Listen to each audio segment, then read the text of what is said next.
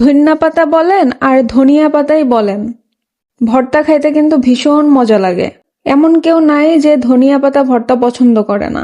আমার তো খুবই পছন্দ। ধনিয়া পাতা ভর্তা হইলে আমি 3-4 প্লেট ভাত একাই খাইতে পারবো। যাই হোক, তা সবসময় তো আর একরকম ভর্তা করতে ভাল লাগে না। এজন্য আজকে একটু ভাবলাম ভিন্ন স্বাদে ভিন্ন স্টাইলে একটু বানাবো। এই তো এর মধ্যে 2-4টে চিংড়ি মাছ দিয়ে দিছি।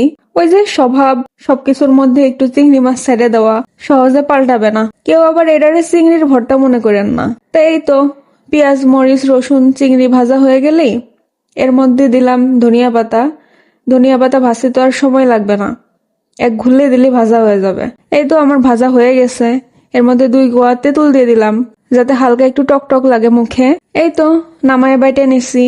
এই হচ্ছে আমার ডিফারেন্ট স্টাইলের ধনিয়া পাতা ভর্তা। কে কিভাবে ধনিয়া পাতা ভর্তা করেন কমেন্ট করে জানাইতে পারেন কিন্তু।